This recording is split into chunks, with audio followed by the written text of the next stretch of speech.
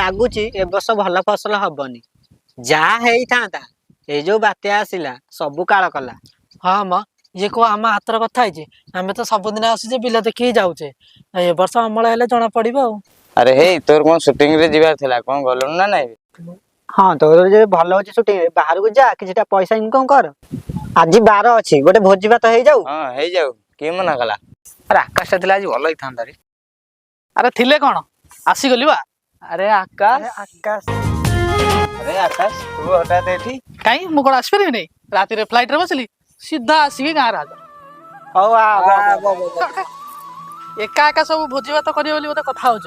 ନାଇଁ ମୋ ସାଙ୍ଗ ଗୋଟେ ଭୋଜି କରିବ ବୋଲି କହୁଥିଲୁ, ଆଉ ତୁ ତ ଆସିଗଲୁଣୁ ଆଉ। ଆରେ ଆକାଶ ତୁ ଆସିଛୁ କାଇଁ ମୋର ବିଶ୍ୱାସ ହଉନି ରେ। ଆଉ ଗୋଟେ ଭୋଜିଟା ହେଇଯାଉ। ହବ ଆଉ କଣ? ସତରେ ସାଙ୍ଗ, ସହରରେ ସିନା ପାଠ ପଢିଲି, ହେଲେ ନିଜ ଜନ୍ମଭୂମିକୁ କିଏ କଣ ଭୁଲି ପାରେ? ସହରରେ ଏତେ ସବୁ ଭଲ ଭଲ ଜାଗା ଥାଇକି ବି ଗାଁର ଦୃଶ୍ୟ ନା ସବୁଠୁ ନିଆରା। ସବୁ ଭୁଲ ତୋର। ତୁ ସିନା ପିଲାଦିନେ ଏତେ ଦୁଷ୍ଟ ହେଲୁ ବୋଲି ତୋ ବାପା ବାଧ୍ୟ ହେଇ ହଷ୍ଟେଲ ପଠେଇଦେଲେ। ଆରେ ସେ ବାହାରକୁ ଗଲା ବୋଲି ଭଲ ପାଠ ପଢିଲା, ବଡ ଚାକିରି ଟେ କଲା। ନହେଲେ ଗାଁରେ ରହିଥିଲେ ଆମରି ଭଳି ବିଲରେ ଚାଷ ବାସ କରିଥାନ୍ତା। ଆରେ ମୁଁ ତ କହିବି ତମେ ସବୁଠୁ ଭଲ କାମ କରୁଛ, କାହିଁକି ନା ଚାଷୀ ହଉଛି ଆମର ଅନ୍ନଦାତା। ସେ ନଥିଲେ ଆମେ କଣ ଖାଦ୍ୟ ପାଇ ପାରିଥାନ୍ତେ? ମଣିଷ ଯେତେ ଟଙ୍କା ରୋଜଗାର କଲେ କଣ ହେଲା, ଯଦି ଖାଦ୍ୟ ନଥିବ ଖାଇବା ପାଇଁ ମଣିଷ ବଞ୍ଚିବ କେମିତି? ସେମାନଙ୍କୁ ହୃଦୟରୁ ଗୋଟେ ମୋର ସାଲୁଟ। ତୁ ଠିକ କହିଲୁ ସାଙ୍ଗ। ଗୋଟେ ଚାଷୀ ଖରା ବର୍ଷା ଶୀତ କାକର ସହିକି ସେ ଚାଷ କରେ, ଶେଷରେ ତାର ମୂଲ୍ୟ ପାଏନି। ଦେଖନ୍ତୁ ସାଙ୍ଗ, ମଦର ଦାମ ହଠାତ୍ ବଢିଗଲେ ଲୋକ ଚୁପଚାପ ରହିକି କିଣିବେ, କିନ୍ତୁ ସେଇ ସମୟରେ ଗୋଟେ ପରିବାର ରେଟ୍ ଯଦି 10 ଟଙ୍କାରୁ 20 ଟଙ୍କା ହେଲା, ଲୋକ ତାକୁ ମୂଲଚାଲ କରିବେ, ବାରମ୍ବାର ପଚାରିବେ ରେଟ୍ କାହିଁକି ବଢିଲା। ଦେଖ ସାଙ୍ଗ, ଏଠି ଯୁଗ ବଦଳିବା ସହିତ ଲୋକମାନେ ବି ବଦଳୁଛନ୍ତି।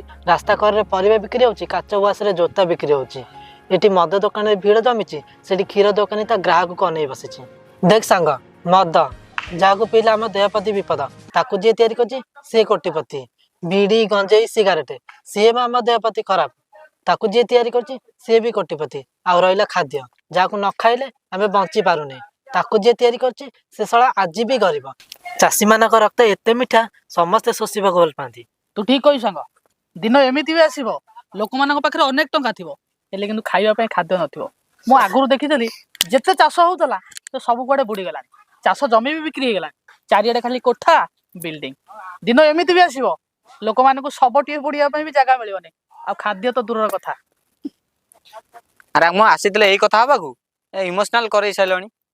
ଆରେ ଛାଡ ସେ କଥା, ମନ ପକା ପିଲାଦିନ କଥା, କେତେ ମଜା ଲାଗୁଥିଲା। ନା ଦୁନିଆ ବିଷୟରେ ଜାଣିବାର ଥିଲା, ନା ଲୋକମାନଙ୍କ ବିଷୟରେ ଜାଣିବାର ଥିଲା। ଖାଲି ଖାଇବା ପିଇବା ଖେଳିବା ବୁଲିବା। ଆରେ ଏସବୁ କଥା ଛାଡ, ସେ ଯୋଉ ଇଂଲିଶ କ୍ଲାସରେ କଣ ହେଇଥିଲା ମନେ ପକେଇଲ? ଝିଅ ପିଲା ସବୁ କଇଁଆ ଜଲଜିରା ଖଟା ସବୁ ଲୁଚେଇ ଖାଉଥିଲେ। ଆରେ ମୁଁ ଯାଇକି ସାରଙ୍କୁ କହିଦେଲି, ସିଏ ଯାଇକି ସାରଙ୍କୁ କଣ ଟେଇଲେ ଯେ ମତେ ଚଉକି ବସେଇ ଦେଲେ। ମତେ ଲାଗୁଛି ତୋର ବୋଧେ କିଛି ଭୁଲ ଥିଲା। ଆରେ ସେସବୁ କଥା ଛାଡେ, ଆମ ସମସ୍ତଙ୍କ ଭିତରୁ ତ ତୁ ଅଧିକା ଦୁଷ୍ଟ ଥିଲୁ। CAT ବିଲେଇ ଛୁଆ।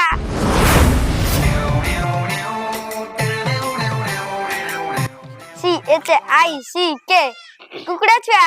COW ଗାଈ। CHESS chess. ହେଇ ରେ, ତୁ କଣ ସ୍କୁଲ ଯାଇନୁ? ଟ୍ୟୁସନ ସାର୍ ବା ପାଠ ଦେଇଛନ୍ତି। ତୁ ତ ମୂଳରେ ଟ୍ୟୁସନ ହଉନୁ, କେତେବେଳେ ଟ୍ୟୁସନ ସାର୍ ପାଠ ଦେଲେ? ତୁରନ୍ତ ସ୍କୁଲ ଯା। ବୋଉ ଆଜି ଘରେ କଣ ଖାଇବାକୁ ହେଇଛି? ପଖାଳ ଭାତକୁ ଶୁଖୁଆ ପୋଡା। ବଡ ବୋଉ ଇଏ ଆଜି ସ୍କୁଲ ଯିବ ନାଇଁ? ହଁ ଯିବ ନା, ଏବେ ଯିବ ବାହାରିକି। ମୁଁ ନା ଚିକେନ ଆଉ ମାଛ ଖାଇକି ଆଇଲି ବା। ବୋଉ ଆମ ଘରେ କେତେବେଳେ ଚିକେନ ହବ? ତୁ ଆଜି ଯା, ଆମର କାଲି ଚିକେନ ଆସିବ, କାଲି ଖାଇବୁ। ବୋଉ ତ ଆଜି କର, ମୁଁ ଖାଇଛି, ତୁ ଆଜି କର। କଣ ବୋପା ଥୋଇଛୁ ତ ପଇସା, ତୁ ଆଜି ଖାଇଦବୁ, କାଲି ହବ କାଲି ଖାଇବୁ। ଏବେ ଯା, କୁଆଡେ ଗଲା ମୋ ବାଡି? ଆରେ ଆକାଶ, ମୁଁ ଆଜି ଆସିନଥାନ୍ତି ରେ। ହଁ ରେ, ମୁଁ ବି ଆସିନଥାନ୍ତି। କମଳା ଚିଡଉଥିଲି, ବେକ ହଣ୍ଡାକୁ ଭାର ନାଦି ଦେଲା, ବୋଉ ଶୋଧିଲା, ବାଧ୍ୟ ହେଇକି ଆସିଲି। ଆରେ ବାଦଲ, କିଆ ବୁଦାଟା କୋଉଠି କି ରେ? ଆରେ ଆମେ ଯୋଉ ସ୍କୁଲ ରହିଲା ନଟିଆର বাইরে ହେଇଛି କିଆ ବୁଦା ବା, ଦେଖିନୁ? ହଉ ଚାଲ ଚାଲ, ଗଲାବେଳେ ଗଣ୍ଠିଟା ପକେଇକି ଯିବା, ମାଡ ଖାଇବାରୁ ଟିକେ ବଞ୍ଚିଯିବା।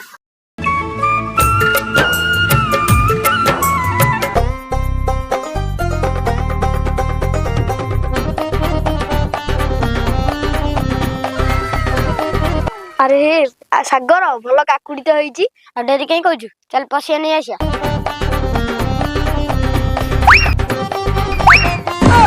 ଏ ତମେ ସବୁ ଜଗୁଥାଅ, ମୁଁ ଯାଉଛି ଦିଟା ଭଲ ଭଲ କାକୁଡି ନେଇକି ଆସିବି। ହଉ ଯା ଯା। ତୁ ଇଆଡ ନା, ତୁ ଇଆଡ। अरे से काकुड़ी बारे चोर कि रे चोर बोधे बापा डाकी दउची बापा चोर पासे काकुड़ी नहीं गले अबे चला देखि देला मैं चल भाई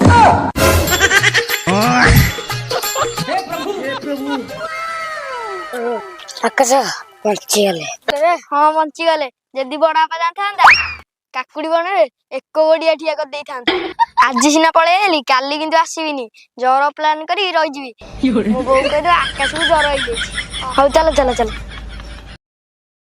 आज फाइनल बहे माडो काहे की गणित तो हम करी ने अरे रुआ बे मु जीबी हवा से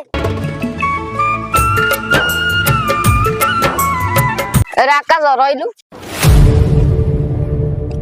अरे मो भाई केमे लगी रे ते तो भाई नाइ बे से भाई से काय आगो मते बाडैला और से जा भाई मु हो स्कूल मॉनिटर तुम खाली स्कूल को आसो सारू कहि बहे चिच्चा कहि ए आकाश को सार को डरेनी होला दीदी कहि दो बोहे चिच्चा खाइबी हां चलो चलो रे कालिया कहतला जीवनी बेली चलो ता पाउ बुझिया हां चलो चलो हां चलो आज मु भाबुछि स्कूल न जागी माछ धरिया गले हबो साला तेरी बापा जानी पकेबे गांडी गांडी पकते छोड़ो छोड़ो लगिया पड़ियो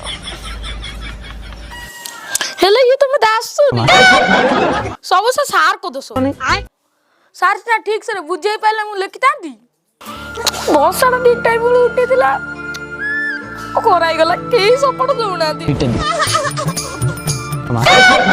दिरे आकाश रे डाकिया पळे आसे ताल तो मते जिबा पड़िबो ना तांका आगुर मते किछि करिया पड़ियो साला लेट हे गेलानी केते बेले चिकन रोसई करबी एडे खाइबी ससुर होरु जीबी कोन पड़े दे बसि दवा इतरे हो कैसे हो अरे हे आज तो चिकन ହେଇଛି ना ना मु जिबिनी आज मु जिबिनी पाइला कोन कहलु तू जीबो नै साला कालिया बा खाली खाइ के फूल जीबो नै आता बाइरे पसी चोरी करबो एई काम ओरा करबो ला जीबे नै बड़ा पासे जाउनी हम आसी गलु अब हमें ताकू नहीं जू हां निया शीघ्र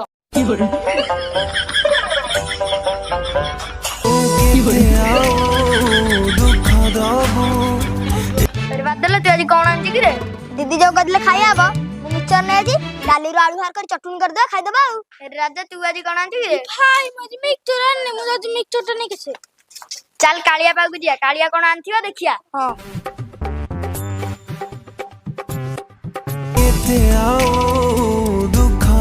अरे कालिया बा आइडी बाजी कहलु कालिया तू कौन आंजू अरे हो बे सार मते बाड़े बाड़े गांडी लाली पकई सलेनी सब ए दी जण कर दछौ तम गाना टिक टिक नै गेसिलो आम दस कौन हो छाड़ से कथा गोटे आइडिया अछि कहलु चलो पाची जाई पळेई अरे सार जान पकेबे हे सार किछ करबे नै आकाश अछि ना हो चलो चलो चलो चलो चलो आसा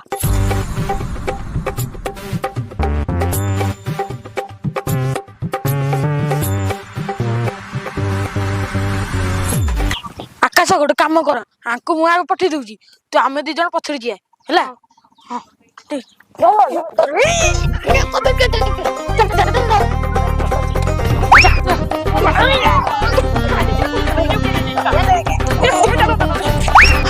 गोटे काम कर मु आगे जाउची हला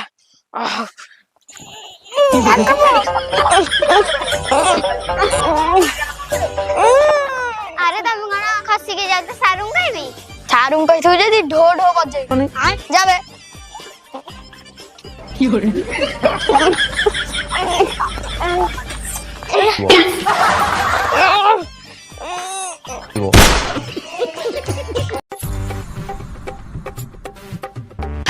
कब कोन रोई गलो पेल्लु पेली देबी कोन से कोन के पेल्लु हे रे हे पाठ साठ नै स्कूल का से गोटे गाड़ी आसन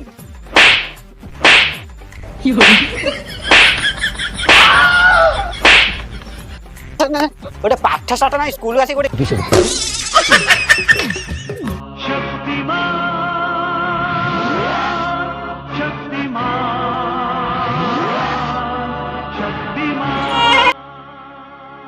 इरे हे कोड के रे टीवी बा जा सेडे अरे दीदी रुआ सुमित कोन पे हो जा मिसी देखले सिना मजा लागिबा हे तमर जदी इच्छा अछि देखियारा बारीपट बुली के सेपटे बापा पार्टी करिवे ए बड़ बाबा बेदे नांती नांती ए चुपचाप ହେଇକି ପାଟି କେହି କରନି ଚୁପଚାପ ହେଇକି ଆସ।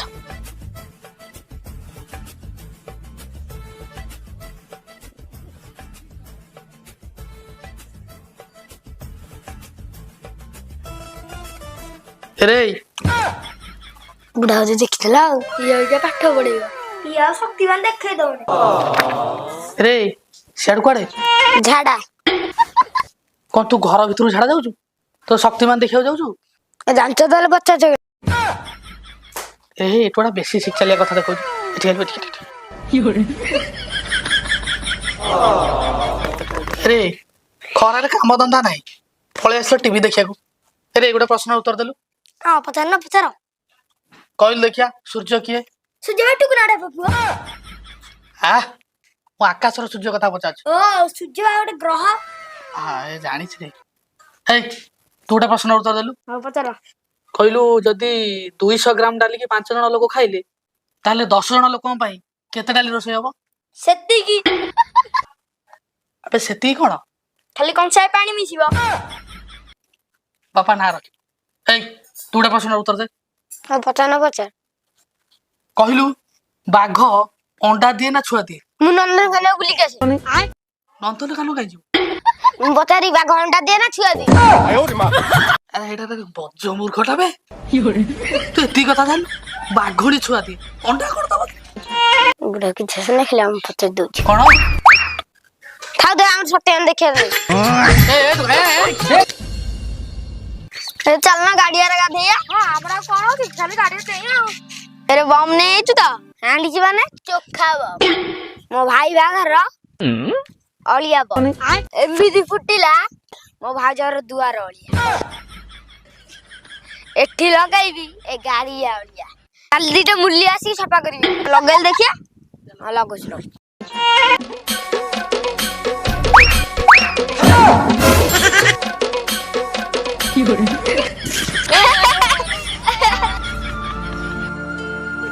विश्वास कर फुटिगा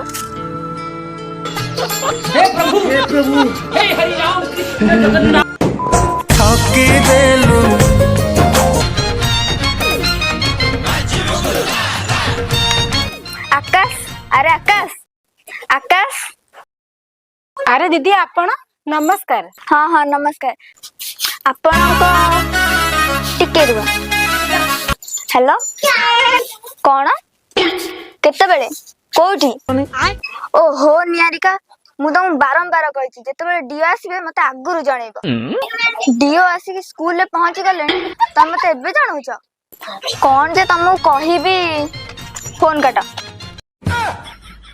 अरे आपण को स्कूल कम पे जाउनी पढ़े ना से जाउनी अरे जाउची जो दिन अंडा मिलुची सुनंतु आमे जेते पढुथलु सेते सरकार तरफ हमको किछि भी मिल नथला हेले एबे सरकार तरफ जोता ड्रेस साइकिल सब मिलुची छुआ को डाकिया को आमे आसी कोन जे तुमको कहिबी दीदी आपण किछि कहंतनी से कालीटी स्कूल जी नहीं नहीं ताको एबे बाहर कर मु ताको नै कि जी टिके रुह म हाथ कोने एपटे डीओ आसी स्कूल ले एपटे स्कूल ले पिला नहा हम चाकी रहिबा कोन जे तुमको कहिबी आकाश आकाश कौन है लाबू वो कौन है लाबू दीदी आछन स्कूल जा जोर हो गलानी पेट कौन है लानी जाउ ठीक झाड़ा आसे ना ना अग्गी नहीं